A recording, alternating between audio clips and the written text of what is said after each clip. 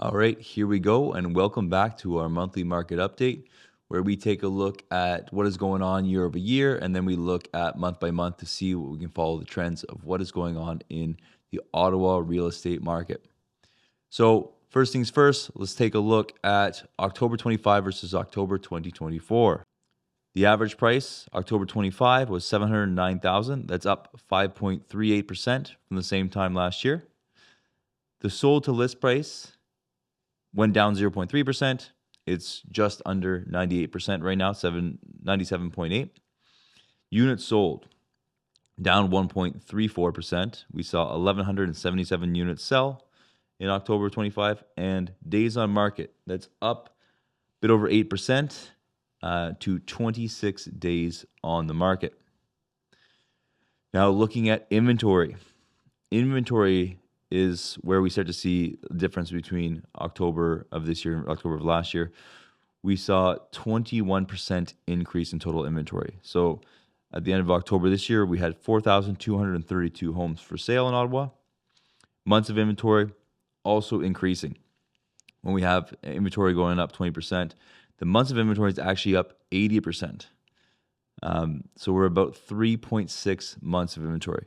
And for anyone who's just watching this for the first time, the months of inventory is basically we look at how many homes we have for sale, we look at how many homes are selling, and if we didn't see a single home come to market, how many months would it take for us to have no more listings here in Ottawa? So we're at 3.6 months. It's up actually 80%.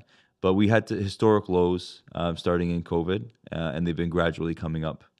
3.6 months is more of a stable, balanced market than what we had seen over the last few years. Now, new listings up 13%. So we saw 2,405 listings come to market in October. So that's where we're seeing the trend continue, right? Inventory is up, months of inventory is up, but then we also still have a 13.4% increase in new listings, bringing the total inventory and months of inventory further up. So that is numbers as produced by the real estate board. We get an email every month that shows their numbers. Now I have this other program called Reality, which tracks the numbers a little bit differently. So you're going to see a little differences in numbers. But why I like to use this program is because I can actually see the market trends month by month, year by year, and taking a lot of different things. So here is a look at the average price of a home over the last 13 months. Here you have October of 24 versus October of 25. Now, that is why I like to look at this, because if you just look at, the price being 616, going to 634, you think the average price of a home increased a little bit. But that's not telling the whole story. We actually saw prices drop and then increase significantly to end up, basically September 25 was pretty on par with October 2024. But there's a whole lot that happens in between that if we look at, the year over year numbers, we're going to completely miss. And that's really why I like to go through these numbers here. So what we can also do is go back, let's say 5 years. And so 2021, outlier year, 2022, outlier year. This is when the market peaked and right where interest rates started to go up. But you can still see, even though this is very exaggerated with the price increase and decrease, you can still see the same things happen year over year. At 23, interest rates were still going up at this time. You still saw the average price of a home come up and then come down and then cycle out. So a couple commonalities year over year. We're seeing very similar trends where the prices come up and then they come down. But then gradually overall, we are seeing the average price go up actually at 16% over those last 5 years here. This would be a breakdown of all the numbers month by month, including what we see here. So you can see here, month by month, we're seeing big differences, minus 12%, but we can also see plus 11%. And so it's very important to take a look at where the market's going. And depending on what you're looking to do, whether you're looking to buy, sell, figuring out what is really going on and what's the opportune time. And here's an interesting one that's worth talking about. So this is where, if you watch my previous videos, you're going to see that I was incorrect, as I guessed that October we are going to see prices come down, as they typically do this time of year. We saw September 23, October being less. Well, actually, last year we saw September, October be less. We saw November actually jump up a little bit. But it's pretty typical that we're seeing the prices come down in August, jump back up in September. 21 was another example of where it kept on going here. So it's not always the same. It's a little bit different. But why are we seeing the prices increase in October this year versus September? Definitely speculation, but a couple different factors. Okay, one is going to be when prices come up to the peak, you see two things happen. All right. The first thing that happens is buyers get discouraged. They see what homes are selling for and they decide, okay, never mind, I'm not going to buy. You also see sellers get encouraged. And so a lot more homes come to the market, or sellers see high prices sell and say, okay, well, I'm definitely not going to sell for anything less than that. But then with less buyers out there, less sales happening, we see the prices can only go one way. And so as the inventory increases and buyer activity decreases, we see the prices come down. Only to a certain point where now people see the prices and they take their homes off the market, making less inventory. And then obviously buyers come back to the market. A buyer who's looking at a house that's over $668 sees one sell in September for $613 and jumps back in the market, causing the price to go up. And that's typically what we see every year around this time, because that's really what happens is the prices come down, buyers decide, okay, now it's time to buy again. Sellers decide, okay, I'm not going to sell. And you see the economics of supply and demand change a little bit. Another big factor that's changed right now is interest rates. Interest rates are now the lowest they have been since 2022. We're seeing fixed rates with a 3 in front of them, variable rates in the mid threes, and so that's something to pay attention to, as we are going to see a lot. We're hopefully going to see a little bit more of that coming early next year. There's a good chance that we're going to see rates come down even more. The big question on most people's mind, though, is what is going on with the economy? What is going on with unemployment? So unemployment right now is quite high, somewhere in the high sixes, sevens. And that number is going to come into play a lot of what we're looking to see in the market, as we've seen definitely a decrease in first-time home buyers as people are a little bit uncertain on what they're looking for. Aside from the average price of home sell, we can also take a look at the days on market. So here we're looking at the average home taking about 41 days to sell. This number is a little bit deflated because it doesn't take into fact a lot of homes that are canceling and relisting and resetting their days.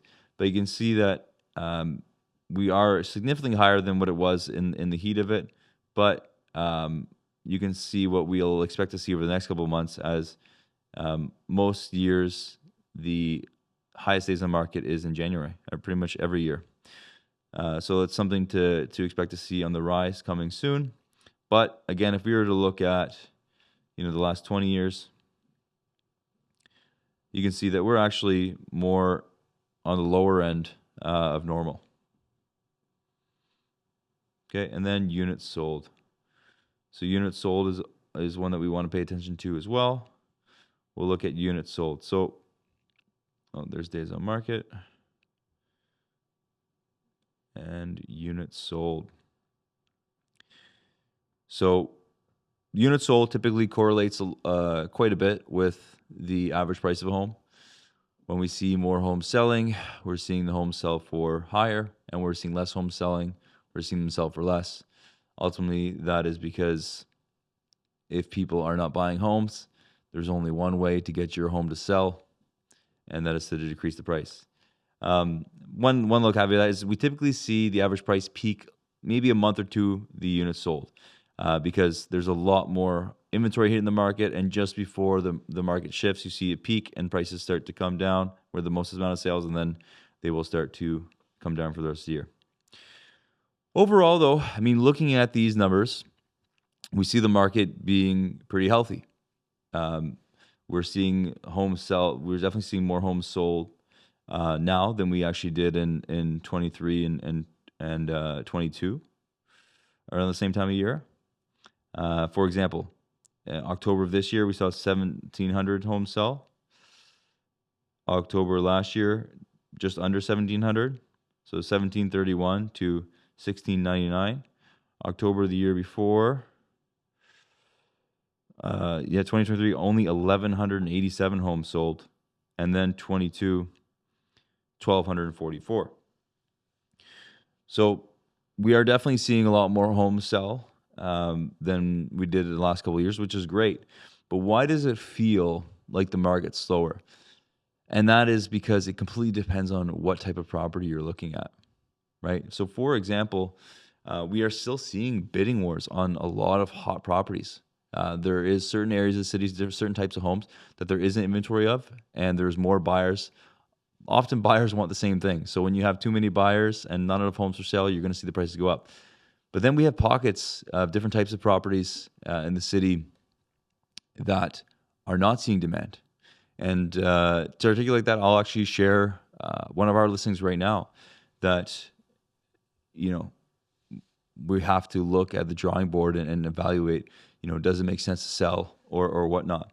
So here's a look at 5 listings here. They're condo townhomes in the west end of the city on Draper Avenue.